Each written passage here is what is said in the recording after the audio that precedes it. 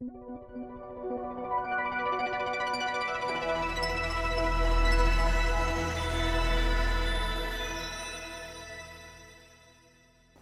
you for the presentation.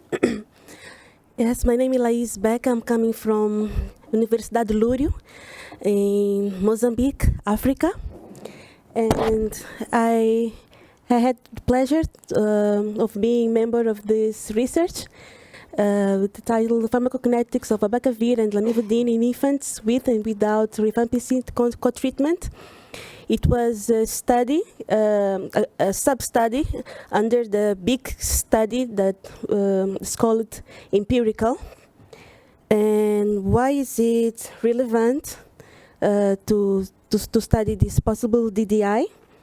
It's because today's protocol for treating children with HIV is using one tablet of Abacavir and Lamivudine plus another tablet of dolutegravir pediatric, but it's still on discussing the approval of one single tablet combining these three drugs, Abacavir, Lamivudine, dolutegravir. As we can see here, it's been an issue even for WHO. We have this from 2023, but there must be updated documents. So, in why approve this? Because it seems to have the advantage of improving the adherence, has less number of medicine, of tablets are necessary to be taken. But there's something that is important to remember, that children living with HIV who might be diagnosed with tuberculosis will receive one single dose of Abacavir, Lamivudine, dolutegravir, but also Rifampicin at the regimen. And we know that Abacavir and Lamivudine are metabolized by the UGT2B7 and renal transporters, which are induced by Rifampicin. So the research question would be, could Rifampicin potentially alter the metabolism and the excretion of Lamivudine and Abacavir? What we already know and what the empirical group already noticed is that there was a need for increasing the dosing of dolutegravir in infants taking Rifampicin treatment for tuberculosis. And some of these authors are here in this room meeting, such as Tom Jacobs, Alfredo Tagaro, David Berger. Yeah. But there are still questions, some gaps, such as lack of information about the pharmacokinetic data on the co-administration of Abacavir and Lamivudine with dolutegravir and Rifampicin. We didn't know anything about a possible DDI, as they are metabolized and excreted by the same metabolic pathway. So it would lead to limitation on the development and evidence-based clinical decision-making protocols, which could potentially show risk to patient safety and therapeutic success. That's why the study was performed among infants aging between 28 to 365 days. All of them were taking one tablet of pediatric dolutegravir plus another tablet of Abacavir and Lamivudine. So the total was 18 infants divided into two groups, one of 5 without rifampicin, and another one with 13 with rifampicin, so we could compare the two groups. And the study was carried over in different countries, different hospitals from different cities of different countries, such as mine, Mozambique, Zambia, Uganda, and Zimbabwe.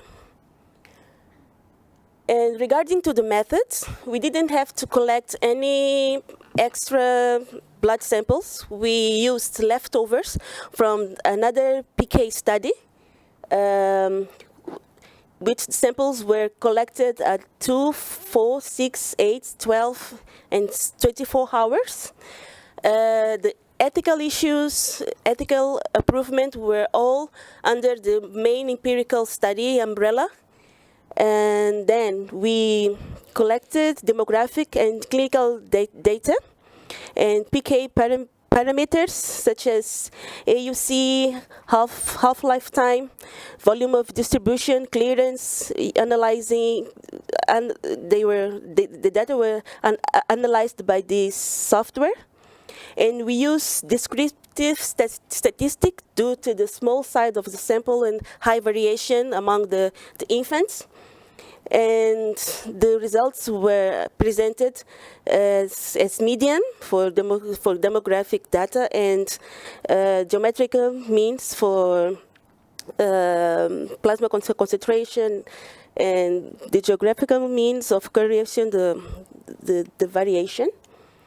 Here are the demographic study infants results. We will just highlight the way and the age. Sorry, it came a little down, but we would like to highlight the way and the age. They are these are the median age, median results, in the interval. We can see that the value were very close among the two groups. And regarding to the pharmacokinetic parameters, we can see that rifampicin didn't have a relevant role on the pharmacokinetic of Abacavir and Lamivudine. We can see the AUC was the same, almost the same. The Cmax was also the same here, but we believe that the high variation among the children, the data, makes these results to become a little higher, not caused by pharmacokinetics itself, but it's a statistical issue. In time to Cmax was also the same. This is more easy to understand through this graph. We can see the two lines, the control arm, the rifampicin arm, they are very close, and the two groups are very comparable. The results are very close. So rifampicin didn't play an important role on the Abacavir pharmacokinetic. And,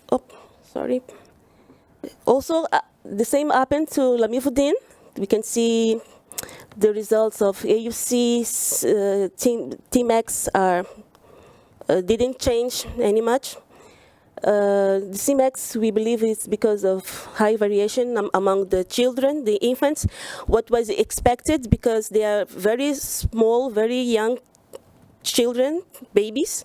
They have different ways, different volume of distribution, the different size of fat tissue. Some of them had malnutrition, so there was a very high variation among the children, and we expected that. As a conclusion, we would like to say that rifampicin had minimal impact on the pharmacokinetics of Lamivudine and Abacavir, contrary to what was expected based on the known metabolic pathway. Abacavir and Lamivudine metabolism and elimination did not appear to be induced by rifampicin.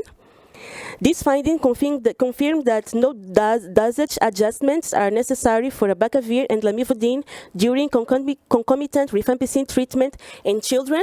So we would like to say that this single dose combination, new formulation of single dose combination of Abacavir, Lamivudine, dolutegravir, can be available because no DDI was observed.